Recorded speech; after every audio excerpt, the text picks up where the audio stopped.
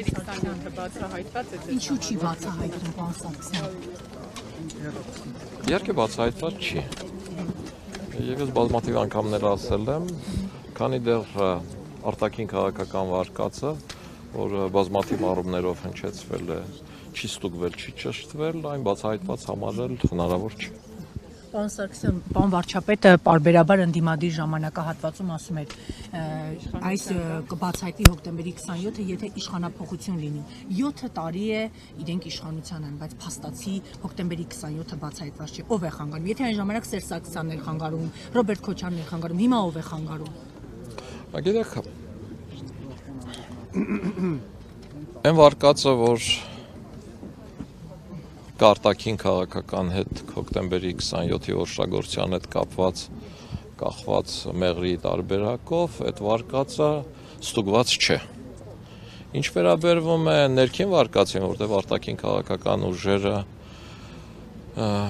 ինչքան էլ հզոր լինեն, եթե ներքին աջակիցներ չունենան, նման օպերացիա անել ազգային ժողովի շենքում իրականացնել չեն կարող, այդ միանշանակ։ Բայց այդ առումով էլ ես 3 անգամ հարցաքննվել եմ, բավականին երկար հոգնեցնող հարցաքննություններ, վերջին անգամ 2 ամիս առաջ։ Գնացել եմ կեսօրվա ժամը 2-ին եւ քննչականից դուրս եմ եկել երեկոյան ժամը 8-ին, ճիշտ է, 2 ժամ լույսերը գնացել էին քննչականում ու դրա համար եմ սպասել, բայց մնացած ժամանակը տեսագրության տակ հարցաքննվել եմ։ Այստեղ բազմաթիվ խնդիրներ կան, որոնք վերաբերվում են նաև այն մարդկանց, ովքեր ցավոք սրտի այսօր չկան, զոհվել են կամ Հայաստանից բացակայում են։ Այսինքն ներքին օժանդակողներին գտնելու առումով էլ խնդիրներ կան։ Երկրորդ, գլխավոր ոչռագործը երբեք չի ընդունելու, որ իրեն ուղղորդել են։ Եվ իմ կարծիքով այն մարդիկ, ովքեր համարել են, որ AES թիմը, Միասնություն դաշինքը հանձինս Վազգեն Սարգսյանի որևէ մեկին քաղաքական հնարավորություն չի տալու, երկիրը տանելու է կործանման եւ այլը, այդ ոչռագործը հանդիպել է բազմաթիվ մարդկանց հետ, որոնք ասել են, որ այո, դու ճիշտ ես, եւ դրա համար էլ ինքը դահլիճում ոչռագործությունն անելուց հետո զանգել այդ մարդկանց, ասել է, ինչ պետք էր արել եմ, եկեք։ Հիմա այդ մարդիկ կազմակերպիչ են, թե չէ։ Իրավական առումով կազմակերպիչ չեն, բայց իմ համար իրենք կազմակերպիչ են եւ բազմաթիվ մարդիկ կան եւ կարծում եմ նաեւ վարչապետն էլ այդ տեսակետն ունի, որ իրենք նաեւ կազմակերպիչ են, որովհետեւ ուղղորդել են մարդուն, իրենք пассив չեն եղել, ուղղորդել են մարդուն, մարդն եկել է արել է, մտածել է, որ հերոսություն է անում, դրանից հետո իրեն արժանին կմատուցվի այդ հերոսությունն անելու համար եւ կա եւս մի հանգամանք, որը ստուգելու համար, որը ներքին այս հարցերը պարզելու համար բավականին բարդ իրադրության մեջ է կանգնեցրել, որովհետև կա տեղի ունեցել դատական process։ Այսինքն ժամանակին Ռոբերտ Քոչարյանը ինձ ասում էր, այ տեսեք դատախազն էլ ձերն է, քննիչն էլ ձերը, բացահայտեիք։ Եվ այս առումով ակնհայտ ճշմարտությունն է, որովհետև դատախազի իմ ընկեր Նազարյանն էր եւ քննչական մարմինն էլ ռազմական ոստիկանությունն էր։ Բայց այստեղ ճշմարտությունը նրանում է, որ այն մարդիկ, ովքեր համարում են, որ ինձ պաշտոնից ազատել են ծնելիության համար, այդ մարդիկ մեղմ ասած սխալվում են, որովհետև եթե նայեք դատական գործընթացին, մինչև մայիսի 2-ը իմ ազատելը ոչռագործները լրիվ այլ ցուցմունքներ էին տալիս եւ եթե հիշում եք Ալեքսանդր Հարությունյանը կալանավորված էր եւ խնդիրներ կար, իսկ ինքը այդ ժամանակ նախագահի աշխատակազմի ղեկավարն էր եւ նաեւ իր միջոցով էր որոշակի կապեր, նաեւ ինքն էր ըստ ոչռագործի ցուցմունքների հուսադրել նրան։ Մայիսի 2-ից հետո երբ ինձ ազատել են, այդ ցուցմունքները ամբողջությամբ 170 շան փոխվել են։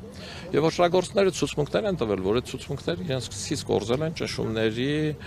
եւ ծեծի արդյունքում։ Դրանով քրեական գործ է հարուցվել։ Ճնշումների եւ ծեծի առումով, որպեսզի պարզեն եւ այդ ժամանակ էլ իշխանություն Ռոբերտ Քոչյանն էր, արդեն իր ուզածով, իր ձևով եւ դատանը պարզել է, որ որևէ ճնշում էլ չի եղել եւ որևէ մեկը ճնշումների համար չի պատժվել։ Որից հետո խնդիրն եկել է հոկտեմբերի 27-ի արդեն դատավարության պարոն Ուզունյանի դատավարության շրջանում ու Չգիտես ինչի, թե դատախազությունը, թե պարոն Ուզունյանը հիմք է ընդունել այ մայիսի 2-ից իմ ազատելուց հետո ցուցմունքներն է համարել արժանահավատ, ոչ թե մինչև մայիսի 2 եղած ցուցմունքները։ Դες համատարօրինակ չի, որ դատավորը կասկածելի հանգամանքներում Ուզունյանը գնաց երկրից, երբ որ իշխանություններն ասում էին, որ պետք է հոկտեմբերի 20-ը բացատրի, բայց Սամվել Ուզունյանը անգամ զենք էին հայտնաբերել օդանավականում, բայց շատ հանգիստ լքեց երկիր ու մինչ օրս իրավապահ մարմինները չեն հայտնաբերել ուր է դատավոր Ուզունյանը։ Իմ համար հոկտեմբերի 27-ի գործով, այդ կասկածելի հանգամանքներով, անբացատրելի 6-ից ավել հանգամանքներ կան, որոնց մասին ես քննչականում տեսակետս ասել եմ եւ գրել եմ։ Ընդ որում թե ազգային անվտանգության քննչականում, որը 2 տարի առաջ էր իրենց մոտ, էլի մոտավորապես 4 ժամից ավել ցուցմունք են վերցրել ինձանից։ Թե ես քննչականում, ես այդ տեսակ իհարկե ես այդ կասկածները հայտնել եմ, բայց դա մասնագիտական ունակություններ է։ Կներեք, բայց ես արդեն պիտի գնամ ծաղիկ դնել։ Եթե ողջ շներ Արցախը չէր հանձնում, հիմա դուք հաշտ եք Արցախը հանձնած իշխանության հետ։ Լսեք, Վազգեն Սարգսյանի մոտեցումները դուք ձեր հարցով մանիպուլացնում եք։ Վազգեն Սարգսյանը Հանրապետական կուսակցության համագումարի ժամանակ հայտարարեց, ասեց մենք դեռ պիտի կարողանանք ապացուցել, որ ճիշտը մենք ենք, ոչ թե Լևոն Տեր-Պետրոսյանը, որն էր Վազգեն Սարգսյանի տրամաբանության հենքը։ Վազգեն Սարգսյանն ասաց, որ ես գալիս եմ վարչապետ, որովհետև Հայաստանի տնտեսությունը չի հասցնում Հայաստանի բանակին, իսկ պատերազմն ավարտված չէ, եւ տնտեսական նման զարգացումը, որ ունենում է Ադրբեջանը, այդ խնդիրը կարող է այլ լուծում ունենալ։ Եվ այդ առումով ինչ էր տեսնում Վազգեն Սարգսյանը։ Վազգեն Սարգսյանը փորձեց Հայաստանի Հանրապետության ողջ ներուժը ներառել, որպեսզի Հայաստանը իր տնտեսական զարգացմամբ ետ չմնա Ադրբեջանից։ Բոլորդ շատ լավ հիշում եք Սարդարաբադի հավաքը, որտեղ հավաքել էր ամբողջ հայության սփյուռքի ողջ ներկայացուցիչներին եւ այդ Սարդարաբադի հավաքի Վազգեն Սարգսյանի ելույթը դրանից հետո սփյուռքի ներկայացուցիչների այդ ներդրումների մասին տված խոստումները հուշում են դրա մասին, որից հետո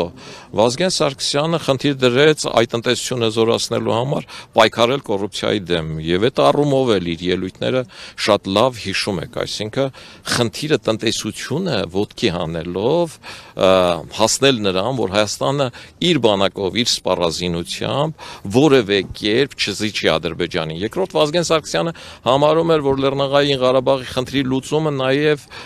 ժողովրդավարության կոմպոնենտի խնդիրն ունի եւ դրա համար ինքը մշտապես ասում էր, որ որևէ մեկը ժողովրդավարական երկրից մաս չի անջատի ու տա ոչ ժողովրդավարական երկրին, իսկ Հայաստանում իշխանությունները փոխվում են, Ադրբեջանում ոչ։ Եվ այս 3 հանգամանքները հաշվի առնելով կարծում էր, որ մենք առնվազն եւս մի 30-40 տարի կարող ենք պահել Լեռնային Ղարաբաղի այ գոյություն ունեցող ստատուս քվոն, իսկ դրանից հետո աշխարհը կհամակերպվի, այնպես ինչպես համակերպվել է Իսրայելի պարագայում։ Այսինքն Վազգեն Սարգսյանը համարում էր, որ տնտեսությունը հզորացնելով, Ադրբեջանից հետ չմնալով, մենք կարող ենք ստատուս քվոն պահել։ Բայց Վազգեն Սարգսյանը միանշանակ կողմնակից է եւ այդ մասին կարող է հաստատել նաեւ Սամվել Բաբայանը, որ իրենք երկուսով Լևոն Տեր-Պետրոսյանի մոտ մտել են եւ ասել են մնացած 5 շրջաններով ինչ ուզում ես արել, կարող ես զիջել, բայց Քելբաջարը պահում ես եւ Լաչինը պահում ես, այլ Լեռնային Ղարաբաղի անկախությունը ճանաչելուց հետո տալիս ենք նաեւ Քելբաջարը։ Բայց Լևոն Տեր-Պետրոսյանը ասել է նման տարբերակ չունեմ, այսինքն Վազգեն Սարգսյանի մոտեցումներին պահեցին, չպահեցին, հիմի հաշտեք, հաշտչեք, լիքը բանի հետ հաշտ չեմ, ձեր հարցերի հետ էլ հաշտ չեմ։ Որովհետեւ գիտեմ, չեմ նեղվում, լիքը բաների հետ հաշտ չեմ։ Իմ խղճի հետ էլ հաշտ չեմ, կորցրածի հետ էլ հաշտ չեմ, ես իմ կյանքի, գիտակից կյանքի 20-25 տարի նվիրել եմ Ղարաբաղին, ամբողջությամբ։ Ես Ղարաբաղում ղարաբաղցի ավելի շատ ընկերներ ունեմ, քան հայաստանցի, եւ հաշտ չեմ իրենց վիճակից։